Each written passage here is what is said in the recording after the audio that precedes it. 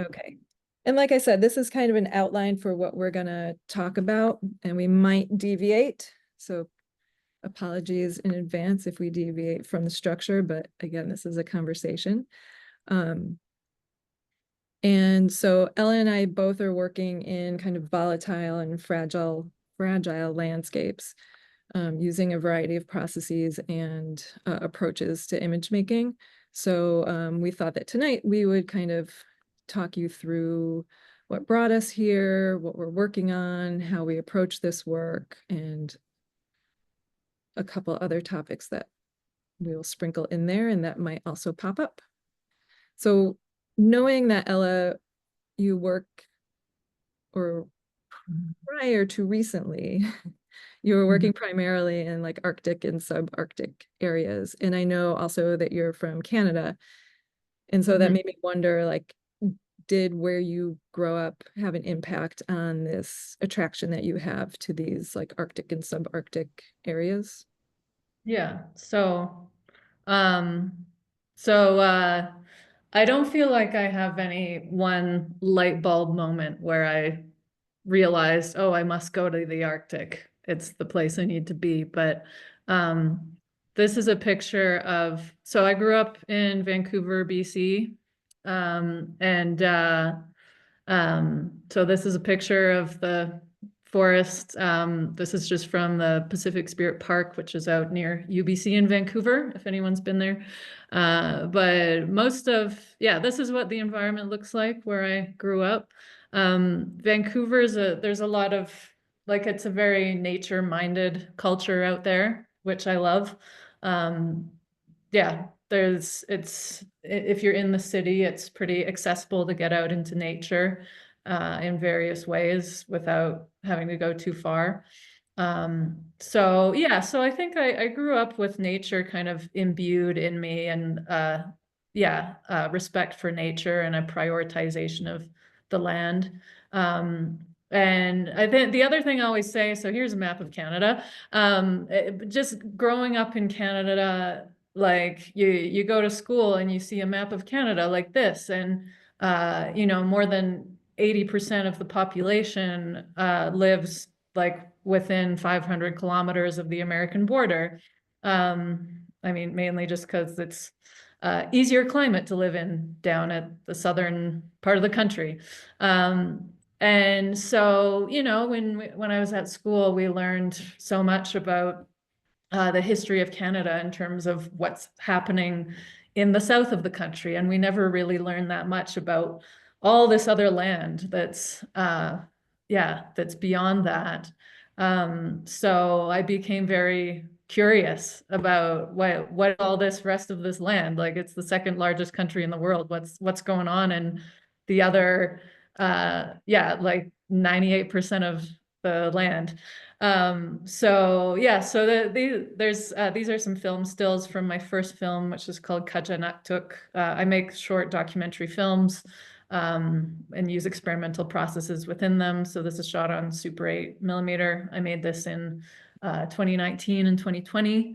And so it takes place in Nunavut, which is one of the territories in the Arctic in Canada. It's the territory with the biggest presence of Inuit. So yeah, many of them are still speaking their language up there, Inuktitut. And I was very lucky to get to work with Inuk elder. Her name is Naulak Ladru.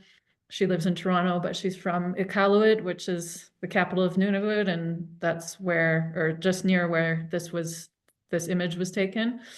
And yeah, so like another image from the film. I saw here and there, I would see images of the Arctic growing up and just be so entranced by it. And it seemed so beautiful and stunning and otherworldly and mysterious. And of course, it was mysterious because of the colonial implications of the curriculum that we grew up with. But yeah, so I think I just had that curiosity about the North from a very early age.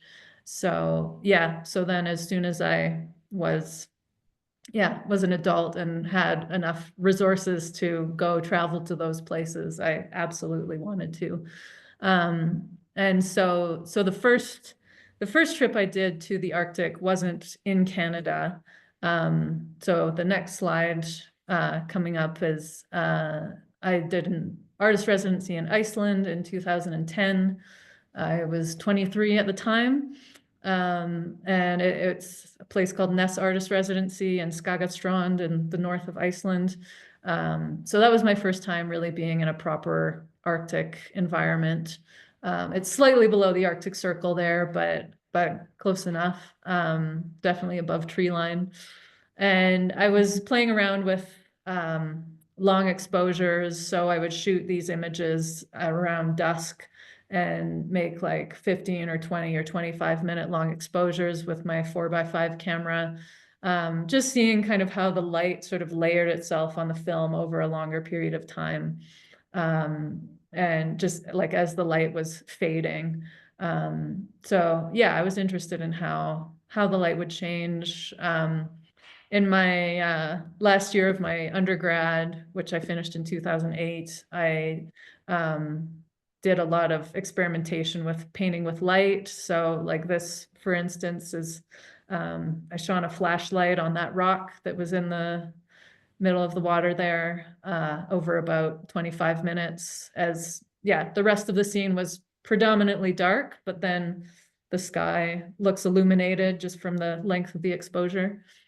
Yeah, so that trip to Iceland in 2010 was where I just really, yeah, it sealed the deal. I was hooked on the Arctic. I just had to keep going back.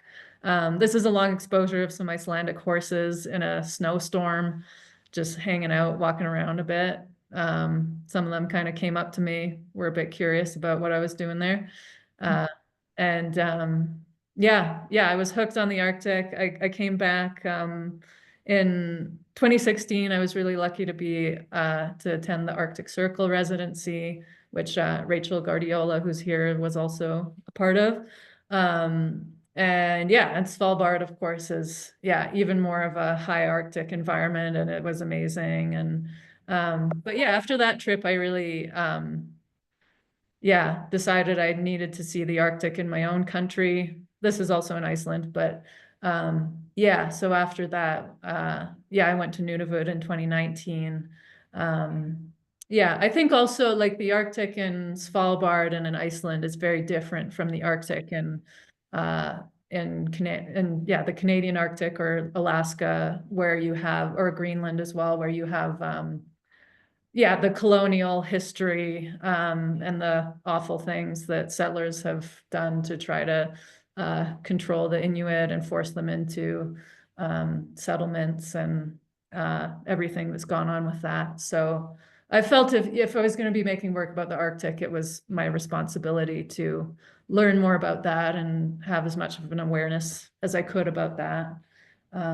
Yeah, but yeah, the Arctic is such a diverse place. There's all the different regions are so distinct and there's so much going on. So yeah, so that's how it all started, I guess. Well, it's interesting too, like the role that Iceland played, both with you starting this journey and with me too, which we'll see later. Um, Hmm. Iceland was kind of like a springboard for me as well. Yeah, yeah. So But yeah, for me, I never considered myself a like a landscape photographer. So when I was younger, I did a lot of freelance work that involved people, and it also involved a lot of travel. So I was going to very interesting places, both within the US and also other countries. But the work I was doing was primarily based around people. And then the like environmental portrait projects that I would take on as well, obviously involved people. But as I was traveling and seeing new places, I was always photographing those places, but it was always kind of like as a side project or like an aside. I never really did much with those images. So these first few images are kind of like the first landscape project I ever really embarked upon. And it's called Forgotten 66. And I did a couple road trips on the old Route 66, trying to stay on the old route as much as possible.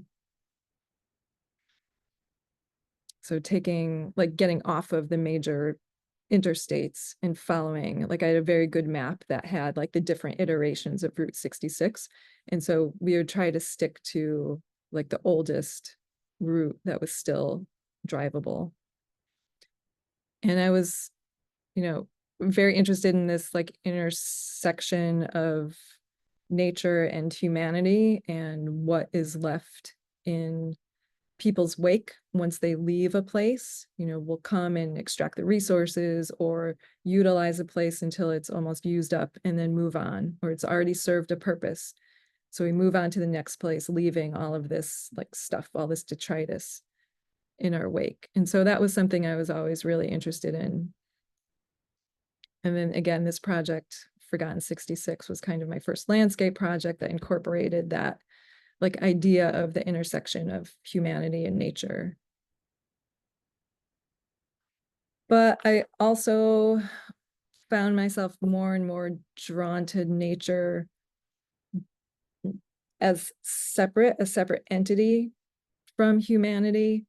And kind of the older I get, also, the more I'm trying to like separate the two. So giving value, or not giving, because again, that's like a human construct, but for the land, animals, the environment, having a value and a worth of their own, separate from what we place on them as commodities. So I was shooting, these are all older images. So I was shooting with this kind of framework as well. And I found myself drawn to kind of more mysterious or kind of emotionally impactful places.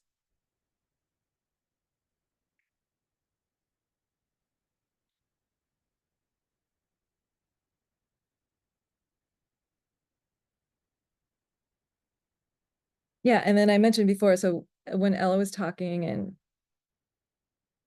mentioned the impact that Iceland had on her, it's kind of funny, and there might be people in the audience who've also been to Iceland and experienced something similar, but it had a huge impact for me. So I didn't go to Iceland till like 2021, right? So it's one of the first places that opened up to visitors after the lockdowns, the pandemic lockdowns.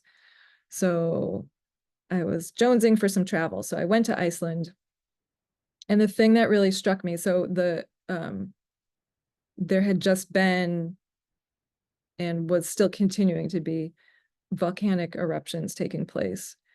And the thing that really struck me was the simultaneity of different phases of time that were on view at once. So like in this photo, you're seeing a lava flow that is recent enough to still be smoking. It's still settling, it's still forming. And then just down the road, you have, you know, a field of volcanic rock. So this is like the next phase of breakdown from that lava flow. And then there are black sand beaches with these very like minute particles of what had once been like that lava flow. So that really struck me like viscerally, how you're seeing all these like points in time simultaneously in one landscape. So that really influenced my thinking. And so I started doing a lot of reading on both these kind of extreme places on the planet, but also time, like concepts of time, the physics of time, geologic time, human constructs of time. And just reading more and more about the physics of time also is like mind-blowing, how time actually works. And that started me thinking about how I could turn that concept, because my work prior was never very conceptual. I'm more of a, I wouldn't say like I'm not a documentary, or I wasn't a documentary photographer per se, but I was documenting reality. And so now I have these concepts in my head, and how do I craft a photo project around these concepts? And that's still a question that I'm struggling with to this day. So I just started shooting in some of these places. Again, this is Iceland. And whenever I look at this image, it kind of confuses me, like, what am I looking at exactly? And that background that's very light, that could look like water or sky, is actually the side of a volcano. And it's just, there's a lot of smoke in the air because of the cooling lava. And so I became fascinated with basalt and what's created by volcanic eruptions. Also, going back to the concept of time, like how time freezes, but you can see the passage of time in the way the lava cools and forms, which is just, to me, it's incredibly fascinating. And just how the landscape and the motion and the activity within the landscape imprints itself on objects, and how extreme survival is in some of these places.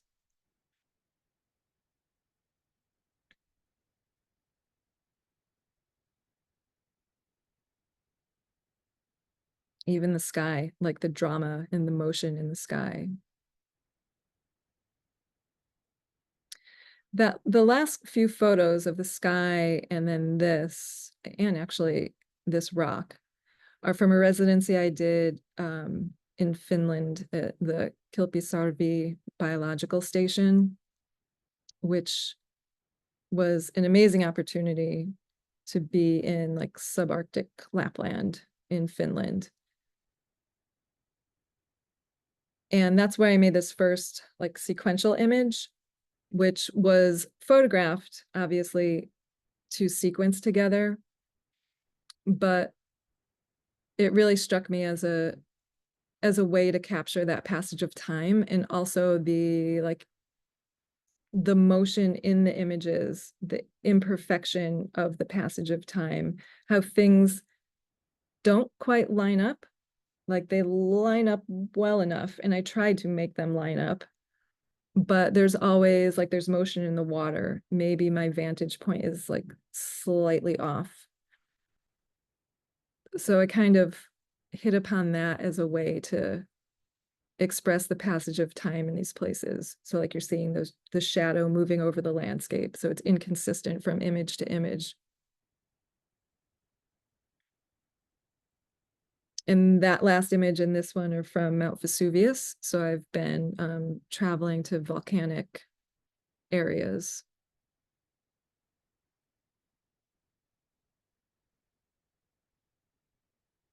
And they all have their own kind of personalities and their own feel.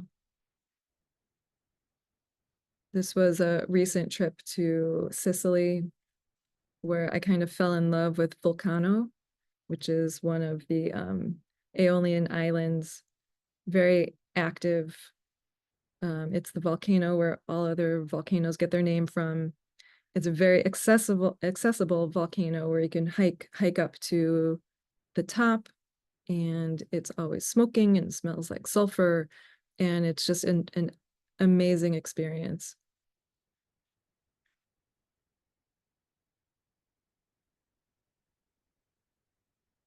And I was like enraptured, just standing here, just staring at the smoke and the steam and the clouds and the shadows created by the clouds in the sky, but also the smoke, the changing of the lighting. And I literally sat there, stood there at the same vantage point, and I must have taken like several rolls of film, because every time I would look, the smoke would be creating a different pattern. and I would just like fall in love with each one. Like, oh, that's the one. No, wait, that's the one. Oh, that's beautiful. So it's again like this sequence, it plays into that idea of the passage of time as well, because it's the same spot, but everything's changing, the light's changing, the smoke's changing.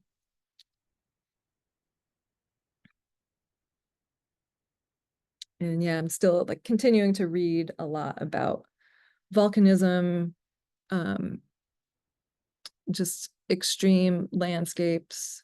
Um, yeah, both scientific readings and more like narrative storytelling type readings as well. Yeah. Yeah. This is over to Ella. Yeah, so just on the theme of place, so I'm sort of in the middle of a kind of evolution or transition with my work. I'm definitely, I think, going to be making work on some level about Arctic places all my life. But last year I got a grant from the Ontario Arts Council in Canada that's specifically for mid-career artists who want to take a new direction in their work. So it's unlike most project grants, there's no set outcome that you have to have in terms of production, in terms of artistic production. It's just, yeah, explore in an open-ended way something new.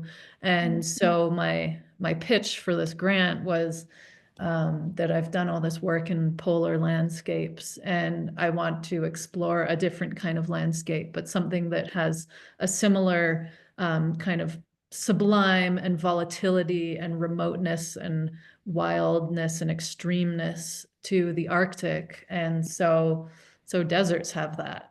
The Arctic, most Arctic areas technically are deserts because the definition of desert is just related to how much precipitation there is every year.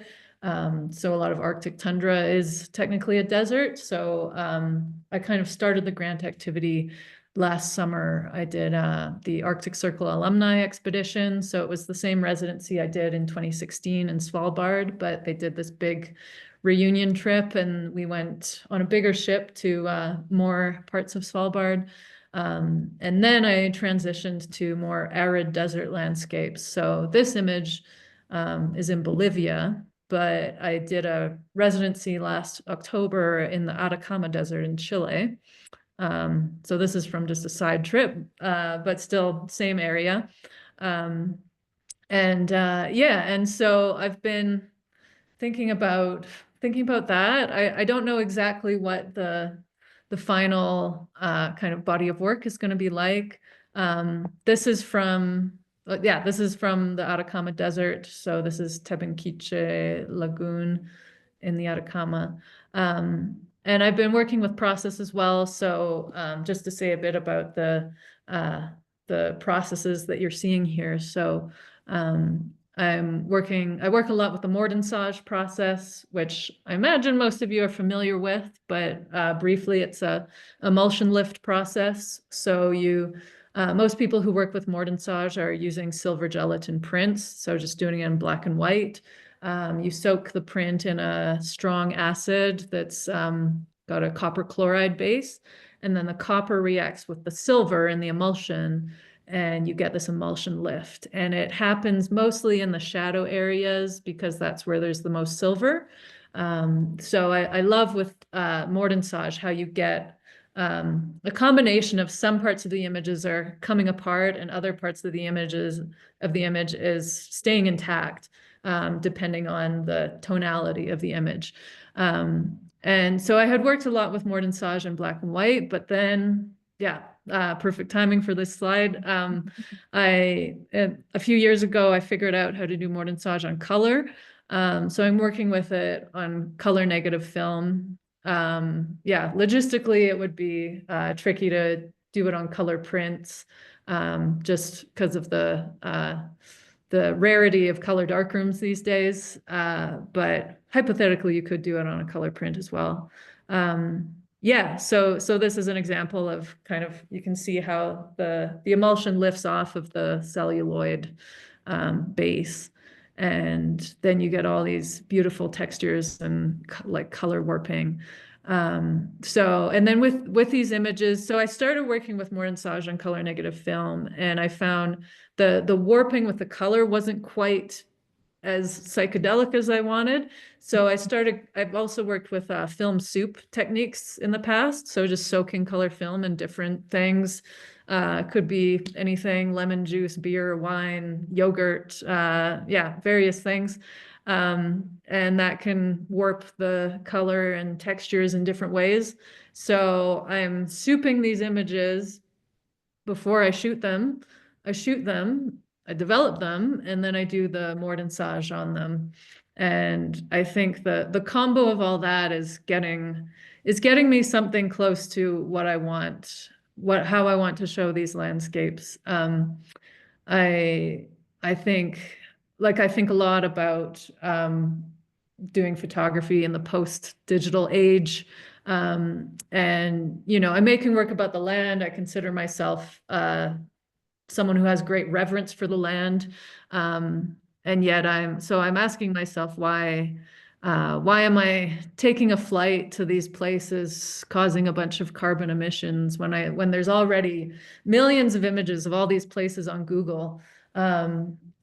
But I want to show these landscapes in a way that's not so much what it looks like to the naked eye, but what does it feel like? What does it make me feel when I'm in these places? And so these processes are my best effort at conveying that, at conveying the wonder and the reverence and the deep respect that I have for these places, and the exuberance that I feel for them. And it also, yeah, it's also an expression of like a lamentation of the collective grief that we're all going through with the climate crisis as well. And then the other thing I've been thinking about with being in desert landscapes is the connection that exists to the sky when you're in the desert. I mean, all cultures all over the world have some sort of connection and mythology around the sky and beholding the sky and the stars and the moon and the sun. But it feels like there's something very distinct and prominent about the sky, especially the night sky in desert places. So I started doing some, experimental analog film soup astrophotography when I was in Chile. So here's one image of the full moon or close to full moon, and some stars and some film soup. It's technically tricky to get astrophotography images with film soup and everything because, just working in the really low light. I've been playing around with a star tracker device. So just all the technicalities with exposure and the like with film soup, there's always inherently an element of chance with, you don't always know what kind of pattern you're going to get or if it's going to be too much film soup effect or too little. So it's tricky to get a successful image with this whole approach. But yeah, I'm trying to document the sky more, and examining what that's all about. Reading a lot about desert places and the myths and stories around the sky. This is another image from Svalbard. I'm also really drawn to outpost architecture, or like the traces that humans leave in these places. Like Dale was talking about that as well. We want to, on the one hand, we want to try to see the land in its own terms, without seeing it through our human lens or seeing it on our human terms and our human needs and our human flaws. But yeah, but then it's kind of inevitable that you always come back to the traces that we as humans leave on the land. So I'm thinking a lot about that as well. Uh, yeah, this one's also from Svalbard. Although this place where we went this past summer, there wasn't really much snow around, and it was very dry. You have these beautiful mountains, and the land was just this like really kind of reddish brown color, which obviously is you can't see that in this image, but and it was a sunny day, and so many people on the trip kept commenting like, "Oh, this looks like Arizona," or yeah, or like it looks like the desert. And so I thought that was really interesting, just that whole thing of that, the Arctic is a desert, and and yet we see it as this totally different kind of environment than arid deserts. But there are these fundamental similarities.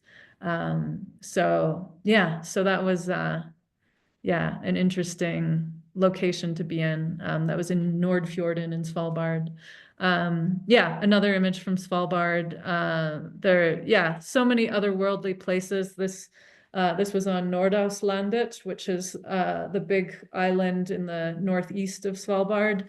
And yeah, there was just these very alien-looking mud piles. So I like how the Morton just kind of wormed its way through this image and made it even more alien-like. That texture is crazy. It Yeah, makes them look like volcanic rocks, like that right. porous kind of texture of the Hmm. foreground material. Yeah. Yeah, yeah. Yeah, and there, oh, yeah, and then I'm actually, so right now I'm doing a residency for the month of February at the Santa Fe Art Institute. And yeah, Jeremy Dennis, who's here, is also an artist in residence right now. Yay. And so this image and the next one are from New Mexico, not from this trip. I was here last year as well. I had an art show in Albuquerque and made a little trip down to the very large array because I was totally in love with the movie Contact with Jodie Foster when I was teenager, and yeah, still love that movie. And it's also like another example, more in popular culture, but of that connection with the sky and the stars that's so present in the desert. Yeah, for various reasons, the desert kind of yeah, creates this space for that dialogue with with the sky and what's in it. And I think that sort of draws back to my whole like the main reason why I work with landscape is I love how the land is this threshold where we as human beings have to confront the unknown. And we're out in the land, we're forced to think about like, why are we here? What is this? We're these little physical beings on this tiny little planet in this universe that goes on like for, we don't know how far and how long and how big and what this all is. Why are we here? So yeah, so I love exploring the connection with that, with the unknown and with mystery that is so present in the land, in any type of landscape. And I love in the desert, and especially in New Mexico here, there's just such a range of, you could look at that in terms of indigenous mythology, or you could look at that in terms of like alien conspiracy theories, or like there's like this whole spectrum of how you can address mystery and the unknown that I'm so fascinated by. So yeah, so I'm thinking about all these things. And then we're also, both Dale and I are also, need to spend time thinking about geopolitical concerns in our work. This just getting back to Svalbard. So this image and the next one are from the polar pack ice. So on this trip I did to Svalbard last August, not only did we sail all around the whole Svalbard archipelago, but we also, for one of the days, we sailed pretty far north of Svalbard.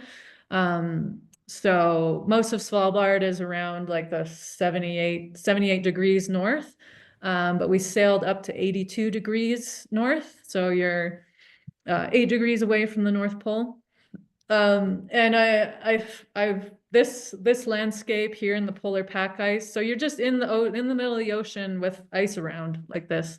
It really struck me more than I expected it to. You know, when I saw it on the itinerary, I thought, oh, that'll be cool, but we're just stuck on the boat looking out at the ocean and some ice. Okay. But then we got there and it was like a really heavy place and a really powerful place.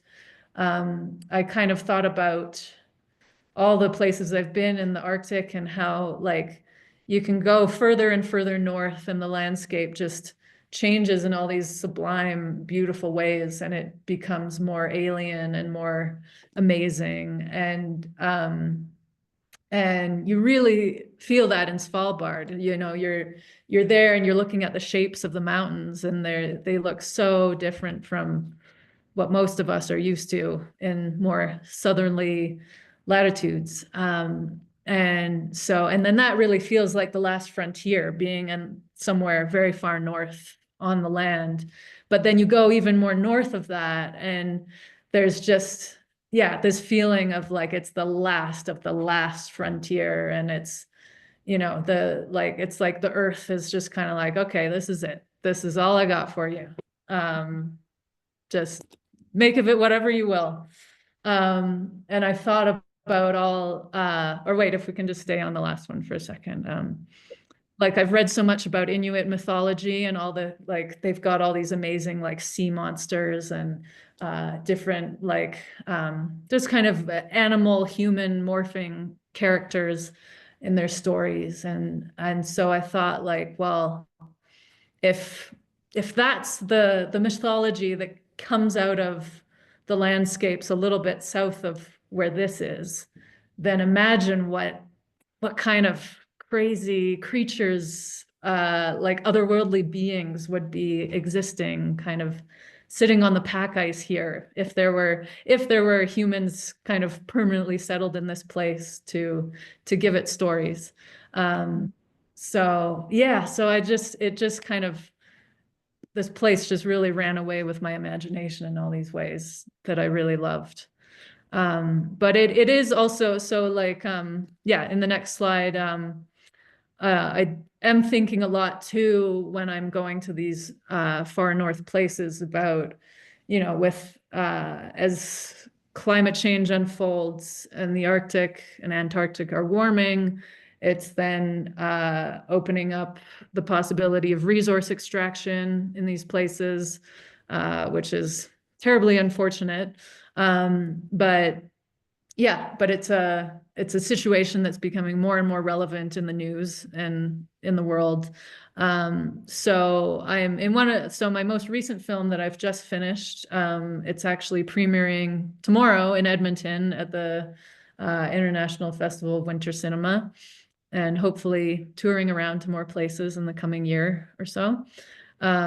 It's called An Uncertain Eternity, and it's talks about the icebergs that travel from Greenland down past Newfoundland every year. So for folks who are not so familiar with the Canadian landscape, so Newfoundland is a big island on the very far east coast of Canada. Yeah, just kind of southwest of Greenland. And so the ice fjords in Greenland are always pushing out icebergs that then travel kind of north a bit, and then down southeast along Baffin Island in the Canadian Arctic, and then down past Newfoundland. Every spring, it's called iceberg season there. It's a big part of the culture there.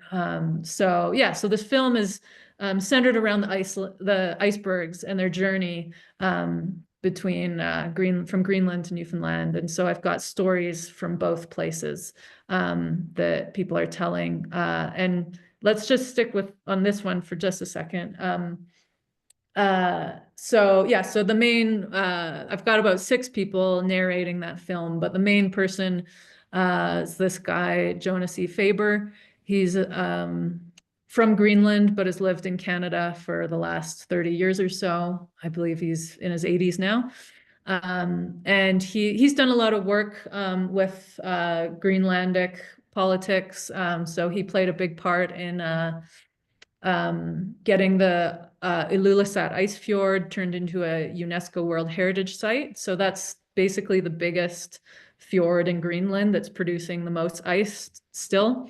It's receding, but it's still going.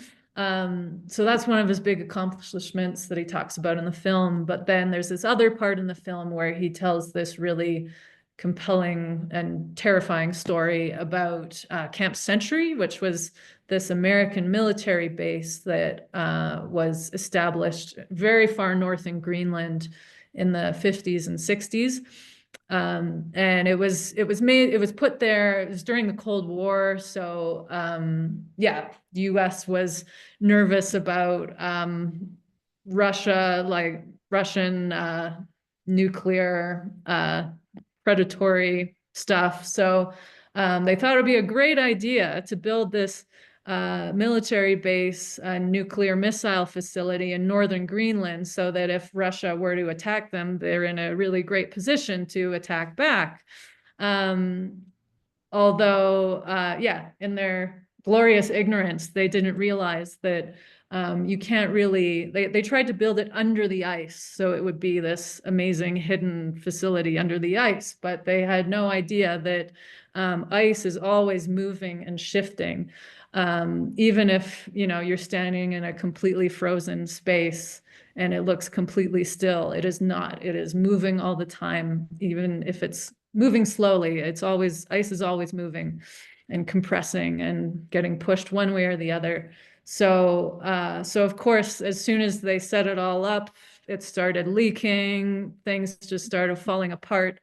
So they had to shut it down, and then they just very clumsily buried a lot of the nuclear missile materials under the ice.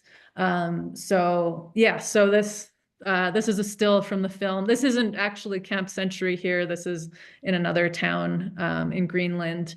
But yeah, but with I do Morton on the 16mm film as well. So with that effect, I'm just trying to give a kind of imaginary dreamscape of yeah, feeling of what this place might be like.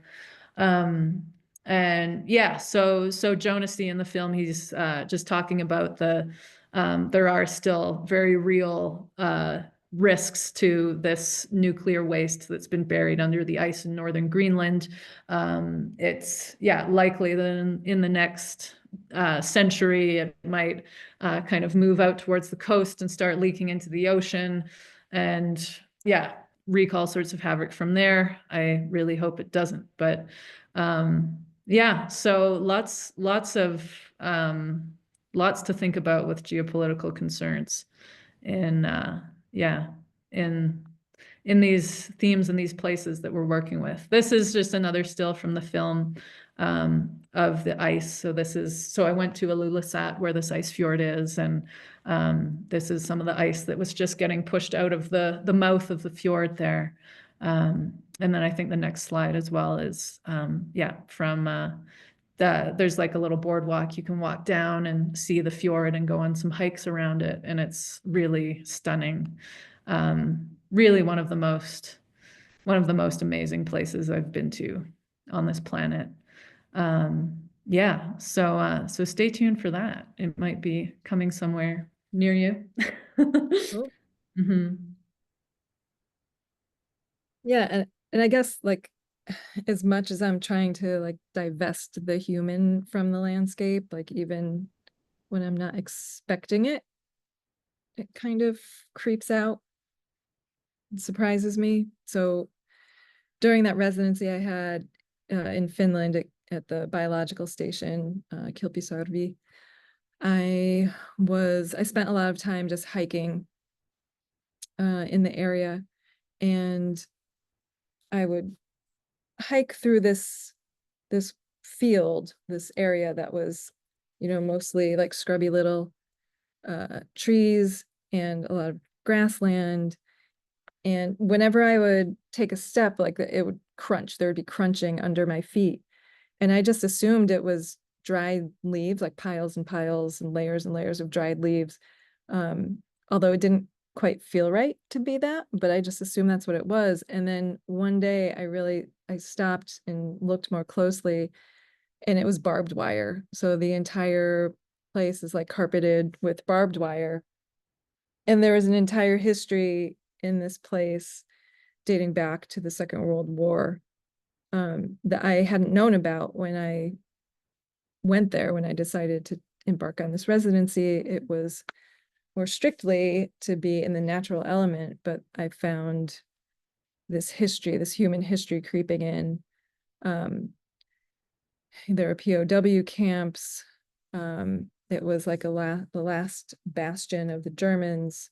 Um, so there's a very deep history here, and the the elements and like objects that were left over from that history are very visible in the landscape if you take the time to look.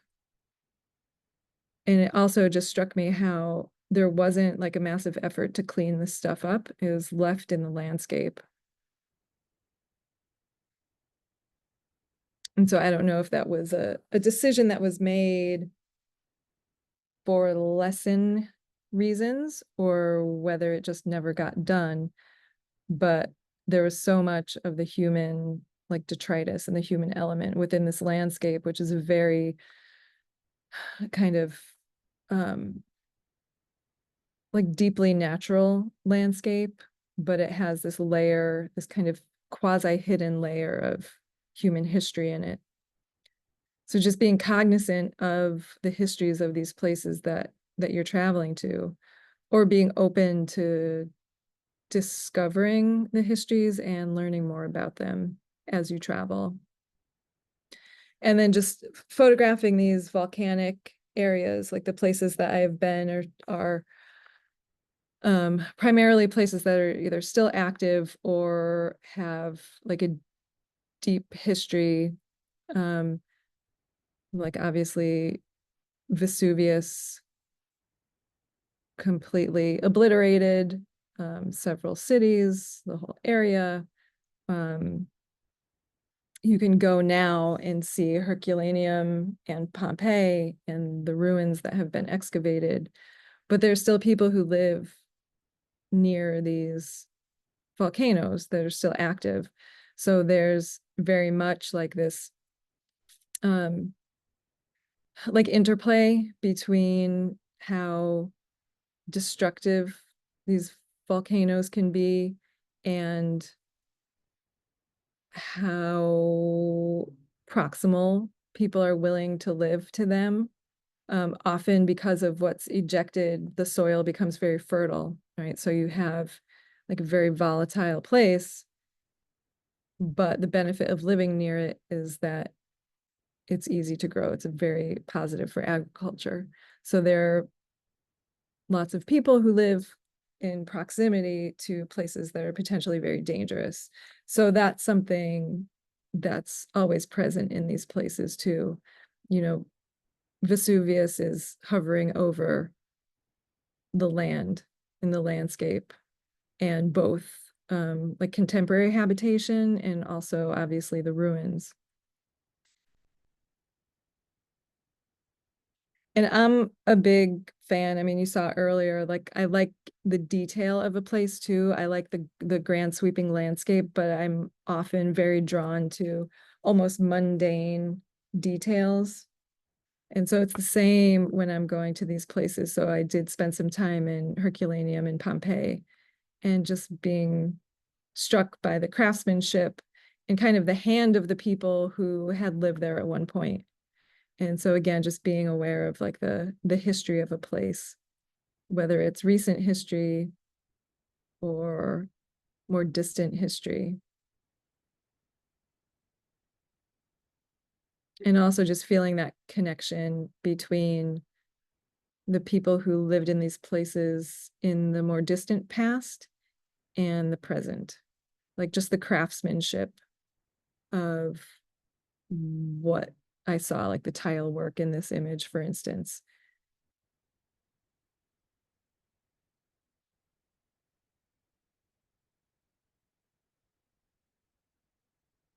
Okay. So I mentioned before, and I feel like, I'm, I don't want to say I'm timid, but don't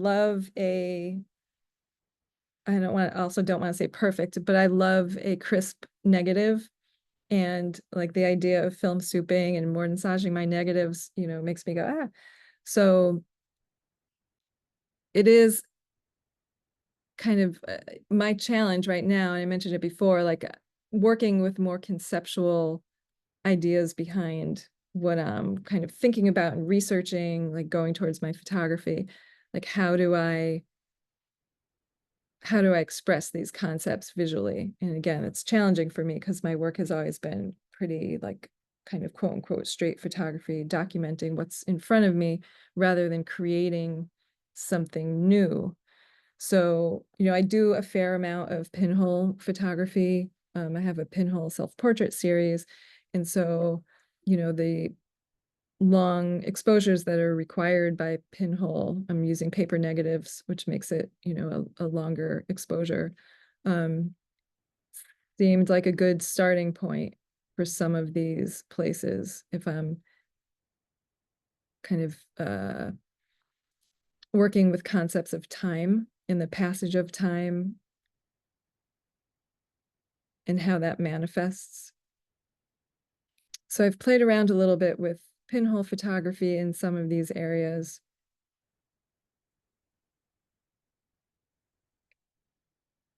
Also at Kilpisarvi, I had access to a microscope.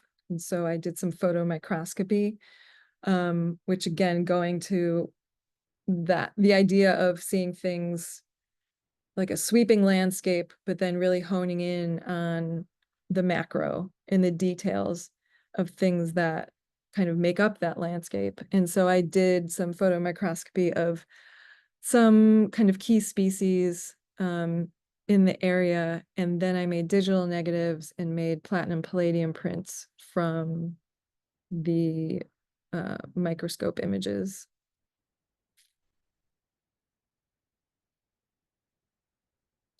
And so I enjoyed this. It kind of harkened back to like the enjoyable parts of a trace evidence class I had to take in my most recent bout of grad school. It was a very painful class, but like the best part of it was looking at stuff under the microscope. So I love that.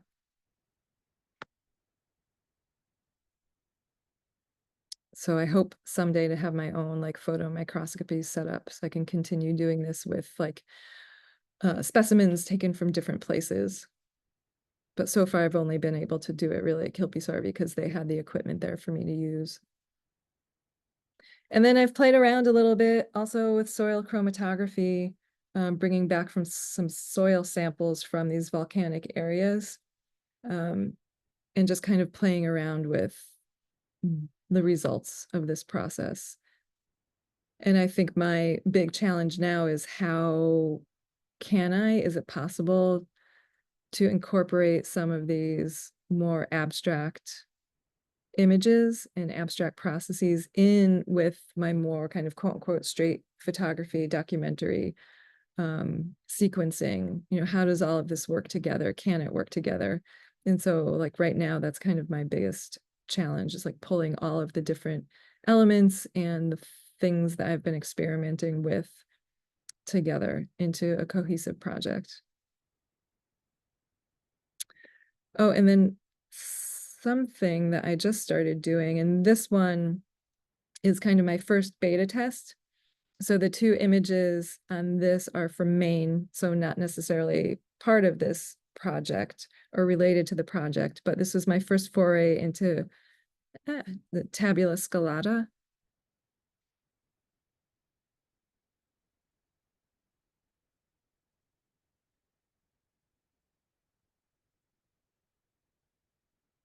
And so I'm working a little more with that now, trying to take two images that show different aspects of one place. So it could be the natural and the human elements, and creating these like two-sided images where as you travel from one side to the other, the image changes and morphs into the other aspect. So that's kind of what's captured my kind of interest right now. So I'm working on more of those that are specific to the project.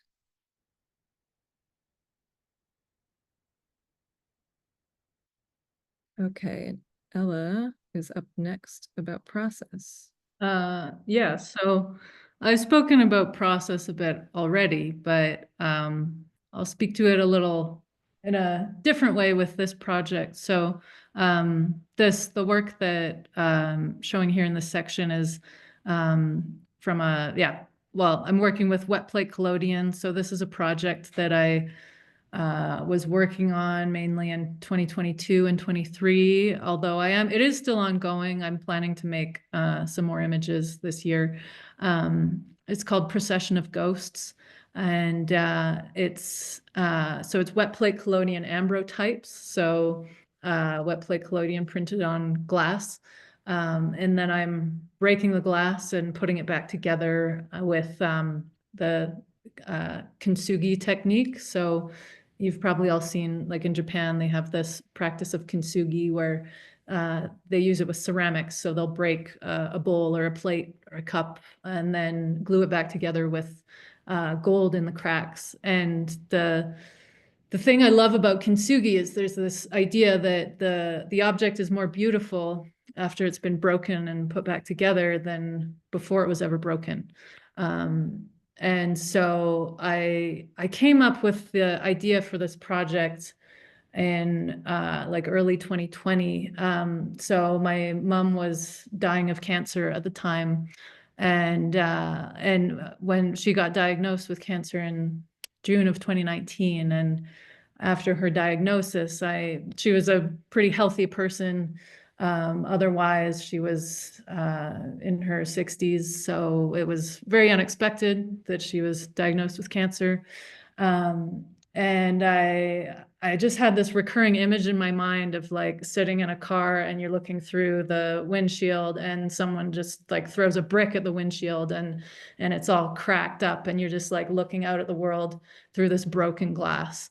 And and I just kept thinking of this image. It wasn't really related to anything in particular. But it was sort of just coming from this feeling of like I had this assumption that she would live a long life, and then all of a sudden that assumption was shattered. And so I kept thinking about broken glass, and um, and then I had worked with wet plate collodion a little bit before. I kind of dabbled in it in grad school, but making tintypes instead of ambrotypes, so on plates like aluminum plates instead of glass. But then I thought, oh yeah, you can make wet plate collodion on glass. And then I was thinking about like I don't like to make my work overtly personal. So, I'm not inclined to make portraits of my mom or myself but I was thinking about all the work I've done related to the land and about grief, about the climate crisis, and our reverence for the land and the grief that is tied in with that as global warming is continuing to unfold. And so, so I thought this broken glass and the wet plate collodion could be a beautiful and very relevant way of expressing these themes that I was already working with in my work. And I'm all about just to speak about process again, like taking these antiquated processes and finding some contemporary way to use them, or seeing what happens when you use them in a contemporary context. So, in the 1800s, when people were using wet plate collodion, when in the early days of photography, of course, they weren't thinking about climate change. They weren't thinking about breaking it and putting it back together. So, so and I think a lot too about like that I think with the advent of digital photography in the last 20 years. It's sort of forced photography as an art form into this kind of a crisis, but a good crisis, because it's like forced artists who work within photography to really question what they're doing with it. Now, now that everyone's got a smartphone and there's just so many pictures being generated all the time, what can you still do with photography to make an image that doesn't exist yet, to find some sort of meaning with it as an art form. I think it's kind of similar to like the crisis that painting went through when photography first was invented, where painting used to be the main medium that would represent reality, and then after photography became the technology with which you could document reality, painting, there was this crisis of what can painting still do, but then so many amazing things came out of that. Let's wait. I'm going to get back to the content of the slides very soon, so maybe stay. You can stay on any one of them, Dale. That's okay. Right. But then after photography was invented, you got all these amazing painting movements. You got Impressionism and Expressionism and Surrealism and Dada and abstraction and Cubism. And none of that would have happened if painting still had this responsibility of showing reality as we see it around us, right? So I think photography's been going through a similar kind of transformation, which, just again, to speak about process here a little more. But getting back to this project, the first images that I made for this project were in late 2021. I took a trip to Antarctica. It was not on a residency or anything. There's very few opportunities to go kind of as an artist. But I did a regular tourist trip. The trip was sort of kind of came out of after my mother's death. I just wanted to do a really big, special trip for myself, just to celebrate life again, to feel wonder and exuberance again after her death. So most of these, I started working with this process from these images from Antarctica. So this one's an iceberg in Antarctica. The next one, as you saw, is some penguins in Antarctica, which penguins are definitely a big crowd pleaser. I was totally in love with the penguins there. I sort of wondered if my work is more about the land, so I kind of hesitated to include penguins in the body of work, but for fear that they would just be kind of a distraction. But they're part of the landscape. Like, I wanted the landscape as it is, and when you go to Antarctica, there are penguins everywhere. So why avoid showing that? And they're fascinating animals, and I could do a whole other artist talk about how amazing and fascinating penguins are. But anyway, so that's sort of the basis of the project and the themes that I was working with. I believe somewhere in here there's some from Greenland as well. So that one's from Antarctica. But in 2022, I went to Greenland. As I already talked about, I made that film about Greenland, but I also made some works for this project from there. And also, so the title Procession of Ghosts kind of comes out of, I kind of made a rule for myself that everything would be about the ice with this one. So there'd be ice included in each image in some way. And so procession is sort of referring back to, like I was saying earlier, like ice is always moving. A glacier, it looks still, but it's always moving. It's always kind of in this cycle of compression and letting go of parts of itself. And like ice kind of fluctuates with the tides. When I was in Nunavut, I learned a lot about that. In Iqaluit, it's like the second biggest tides in Canada. And in the winter, it's frozen over. So you can go you can go take a snowmobile out onto the ice and you can be standing in the middle of it, and it doesn't look like it's moving at all. But throughout the day, if you stayed there throughout the day and set up like a time lapse video, you would see it is slowly fluctuating up and down. So yeah, so I was thinking of that idea of precession, and of the precession of these icebergs that were going from Greenland to Newfoundland, and and there's a similar precession of the ice that comes off from Antarctica and goes with the currents to all the places that it goes in the south. This one's also from Antarctica. And so, yeah, so I was thinking of precession, and then the ghosts, the ice is the ghost, basically, because it looks so ghostly. It's these ghostly white creatures, and especially in some of the places that I've been to where there's more human settlements, like in Newfoundland and Greenland. Sometimes you'll see like a small house with an iceberg in the background, and it's just so striking how like the kind of diminutive sort of presence of human architecture compared to this enormous wild iceberg. So yeah, so that, and then also ghosts in the sense that they're disappearing, they're becoming ghosts. This is a quote by one of my favorite poets, Gwendolyn McEwen. She was a Canadian kind of esoteric surrealist poet. She died in the 80s. But yeah, I'll read it. Do not think for 1 minute it is the poem that matters. It is not the poem that matters. You can shove the poem. What matters is what is out there in the large dark and in the long light, breathing.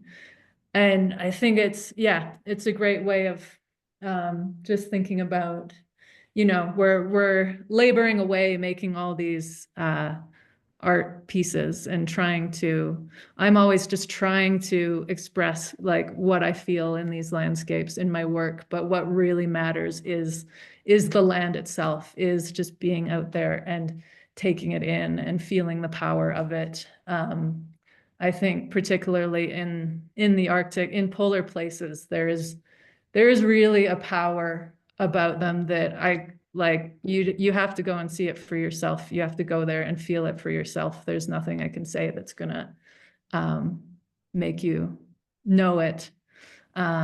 So yeah, so that's what it's all about.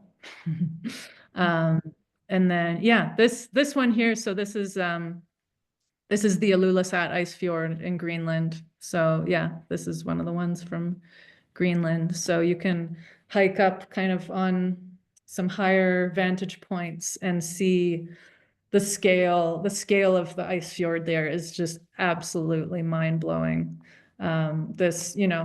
This image doesn't even capture it at all. But yeah, I thought this is a bigger piece. This is 9/11 by 14 ambrotypes that I put together. I printed in the darkroom. So I work with wet plate collodion under an enlarger. I'm not taking a darkroom out to these sites. But yeah, I wanted to do a piece about the ice fjord because it's so amazing. And what's the next one, Dale? Yeah, so yeah, more, I forget how many of these we've got in the slideshow, but this is mountains in Greenland, just near the town of Qeqertarsuaq, which is on Disco Island. So it's just kind of across the bay from Ilulissat. Yeah, so yeah, just exploring these landscapes through this medium. Yeah, and the grief and the reverence. And yeah, this is kind of what I was talking about, is you see, it's a little hard to see the icebergs in the background there, but you see these houses and then the ice. So like the traces of human presence compared to what nature gives us. Yeah. Yeah, and I think and this one's from Newfoundland, so this is an iceberg that made it down to Newfoundland. And also just to echo like what Dale was saying about Vesuvius and about the fertility of the land versus the risk and the danger of settling in those places. I've thought a lot on my travels in the Arctic and the Antarctic about there's like kind of this give and take that forms with yourself and with the landscape, where, you know, you go to these extreme places, these volatile places, and there are these inherent dangers or these inherent difficulties about being there, you know, like even if it's just like it's expensive to go to these places, the weather is volatile. You know, you go to the Arctic, sometimes the plane can't even land because the weather is just too crazy. And you know, and it's cold. It's hard to be in extreme cold. You need all sorts of gear. Like most of these places don't have roads going to them, so you're taking a ship. You're getting seasick. Like there's all these factors and implications that go into getting to these volatile places and being and existing in these volatile places. But I feel like for all that it takes out of you to be there, it gives you something back because there's just, yeah, they're just so amazing. Like the Northern Lights can come out, and that's, yeah, if I'm sure many of you have seen the Northern Lights before, it's just so amazing. And yeah, just to be able to see the ice fjord, to see all the, yeah, just all the way the land works in these places is such a gift. And yeah, it's so special. So I think that, yeah, there is this kind of give and take. The land takes something from you and it gives you something back. Um, and yeah, so then I've got finally this quote by Barry Lopez, who was this author. He wrote this book called Arctic Dreams that, yeah, that I read a decade or so ago, more than a decade ago, was another big influence in kind of making me fall in love with the Arctic. Yeah, so he says to allow mystery, which is to say to yourself, there could be more things we don't understand, is not to damn knowledge. It is to permit yourself an extraordinary freedom. Someone else does not have to be wrong in order that you might be right. This tolerance for mystery invigorates the imagination, and it is the imagination that gives shape to the universe. So yeah, so once again, that it just comes back to that idea of that the land is this threshold where we confront mystery, where we have to reckon with mystery and ask ourselves questions about the big mystery that we're living in. Yeah. So and then yeah, this final image here. So this is back to from Chile last October. That's my 4x5 camera mounted on my star tracker, taking a picture of the moon and the stars. Yeah, very unorthodox use of a star tracker. But yeah, so that's, I'm still working on some of that. I'm hoping to get out and do some night photography here in New Mexico this month and go from there. Hmm. And that's Dale. That's me. That's me on a volcano. Yeah. Yeah, I feel like these places also make you feel alive. Like it can be exhausting and it can be really challenging to get to them, to hike up them, to exist in them. But I feel so much better when I'm going somewhere like this and challenging myself physically, and I just feel so much better, feel so much alive, like that compared to like the day-to-day existence. And like Mhm. a lot of contemporary Western existence is somewhat sedentary. And I have a job that's not very sedentary, but just I don't know, being out, being traveling to these places, even though it can be difficult, just feels so much more right. Yeah, I agree. Hmm. Hey, So, all right. So, all right, that was a lot of talking. Does anybody else want to do some talking? See, yeah. there's something in the chat. Thanks, Heather. Thanks, Heather. Yeah. Yeah, I mean, people can put comments and questions in the chat, or because this is a meeting rather than a webinar, if you want to just jump in and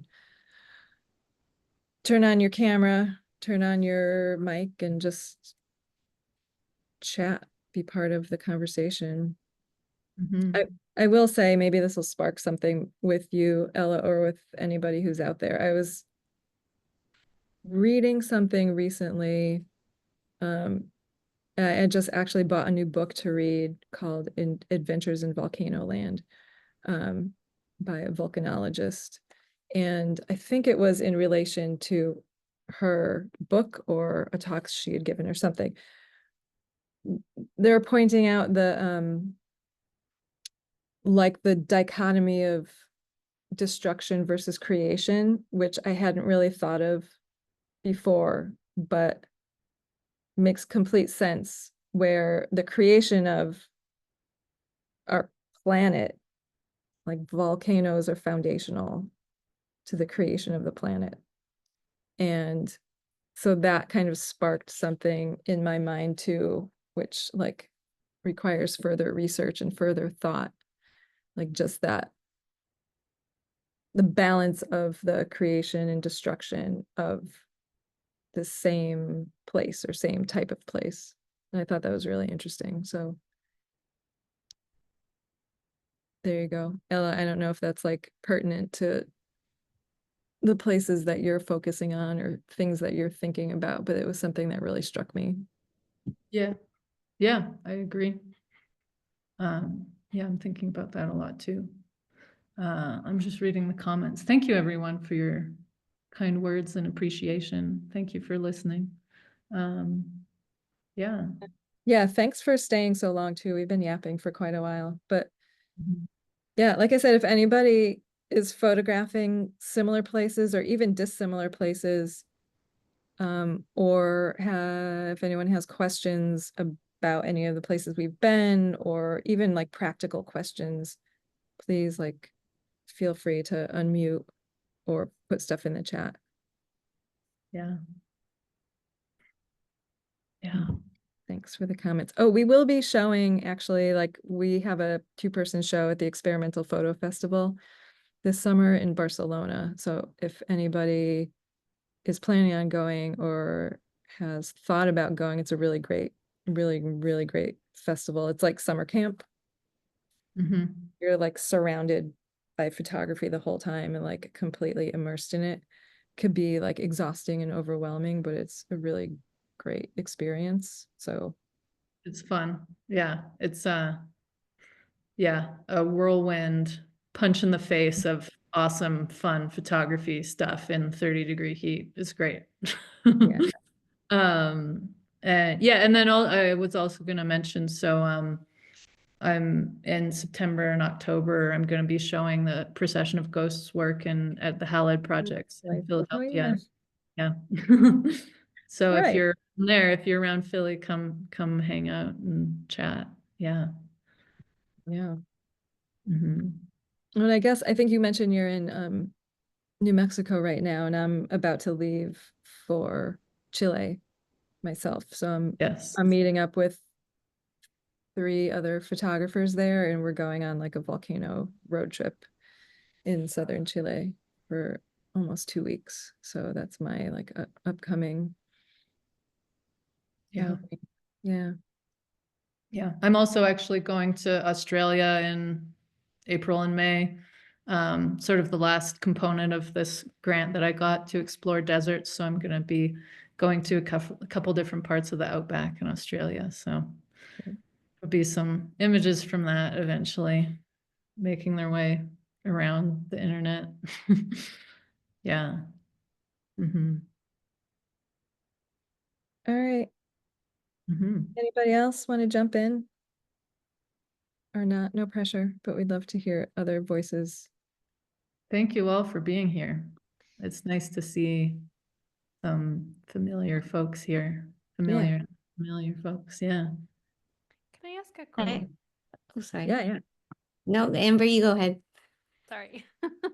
Um, the photographs that you're taking in Antarctica, and then Mhm. you're taking them into the darkroom and making amber types from them. Are you shooting those with film when you're in Antarctica, or are they digital? Good question. The ones in Antarctica are digital. Mainly just for logistical reasons. So there's a lot of rules in Antarctica around how many people can be on land at one time. So you're on a ship with about 150 people, but there can only be 100 people on land at any given site. So they work it out to be this routine where like half the group goes on land and the other half does Zodiac tours, and then you switch.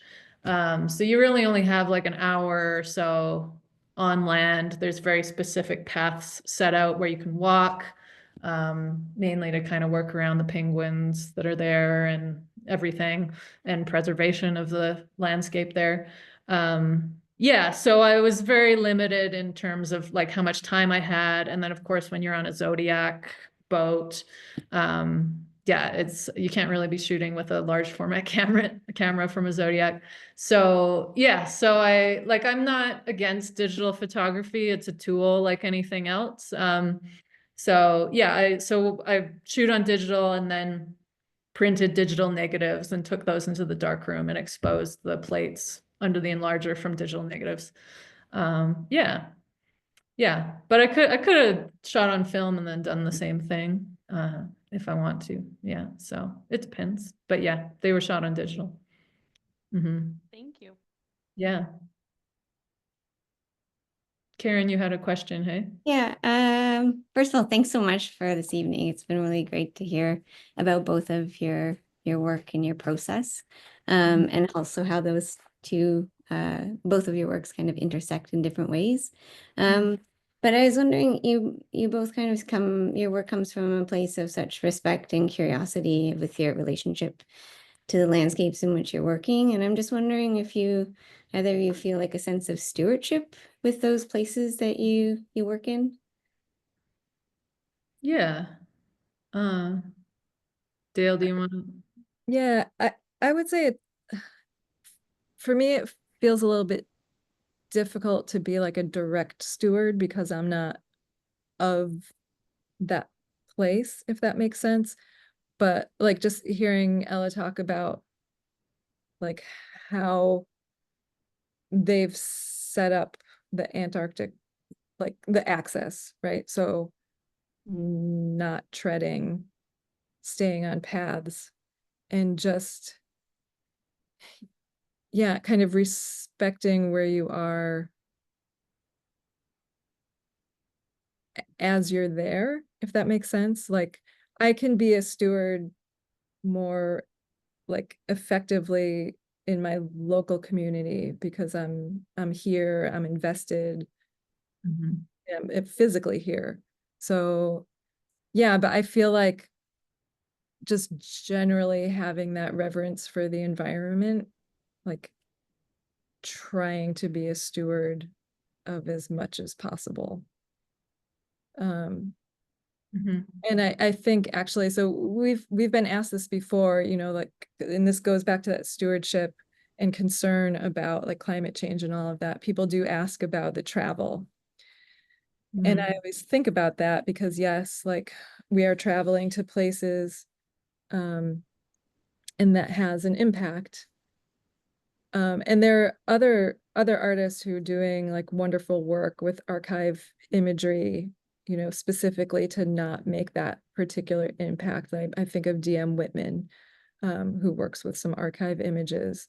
But that also makes me just think of all of the personal choices and decisions that people make in their lives and how different aspects of your life can have different types of impacts. So like Ella and I are both vegan. So that's like a huge positive impact as far as climate change. So I feel like some of that stuff could potentially balance out. And just thinking of that, like that issue of stewardship as like like your whole existence and the decisions that you're making day to day too, in addition to when you're traveling to another place and having like respect for that place and either the cultural traditions, or the landscape itself, or all of that stuff combined. But anyway, that was kind of a convoluted answer. Maybe Ella has a more eloquent one. It's convoluted for me too. But yeah, I think, yeah, like it is tricky to, I wouldn't be inclined to call myself a steward of the places where I'm going, because usually I'm going as a visitor, and not staying for very long. And, you know, as a person of settler ancestry in North America, yeah, that stewardship is a very complicated question in that sense.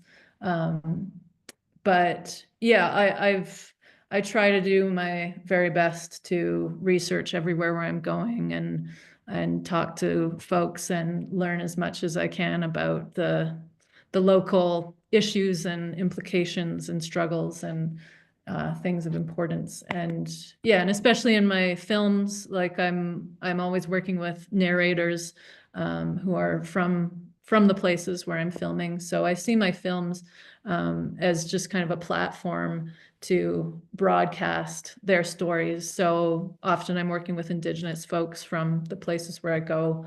And yeah, so I see my role as I'm the image maker. And then they're giving life to my images through their stories that they're telling on their own terms. And hopefully I can be of assistance to bring their stories to audiences that might not otherwise hear them. So yeah, so I'm an assistant to the stewards, maybe you could say. Yeah, and then also just getting back to what Dale was saying about, yeah, just like stewardship through all your choices in your own life. Like, it's, you know, we're all living in late capitalism. We're all like born into and stuck in this extremely complex web of problematic systems. So it's like nearly impossible to fully extricate ourselves from all the problematic things, all the ways that we're contributing to carbon emissions and to the destruction of the planet. So I think that we need to have patience and compassion with ourselves about that. And I think that it's just up to everyone to make their own personal choices about what's feasible in your own life. Like for me, as someone, like I live in Toronto, it's very easy to be a vegan in Toronto. I'm like make enough money that I can make a wide variety of choices about what I eat. I don't own a car. I don't have children. So there's various ways that I'm reducing my carbon footprint. But I take flights places because often that's kind of the main way that you can get somewhere. And yeah, and there's of course, other ways that I'm contributing to carbon emissions and to the problems just because there's no other choice if you want to be a part of society. So yeah, so I think it's just kind of, that's something for everyone to evaluate in their own lives. You know, I don't expect someone who lives in a rural place to like sell their car. Yeah, it's just everyone's circumstances and what's the best thing you can do that's feasible. So yeah, the thinking about those things is an act of stewardship. I think that we can all do. Yeah. I was thinking about that earlier today, actually, how difficult it is to extricate yourself. Like even if you want to be living a particular way, it can be very difficult to actually just like piece out of this late capitalist, crumbling capitalist society that most of us in the West live in. And it's like like you said, you're kind of born into the circumstances, and it really takes a massive effort to not live as part of that. You have to like make the effort to extricate yourself. And so I like, for me, my hope is to be able to do that in the future, working towards it. So also like the work in progress and making the choices that you're able to make at any given time in your life, but also like if that's something that's important to you, like having a goal in mind and working towards a goal, or like a series of small achievable goals to minimize your impact. Yeah. Well said. Any Yeah, other? that may have been a little tangenty, but Oh, it's relevant, I think. Yeah. anybody else? Questions, comments?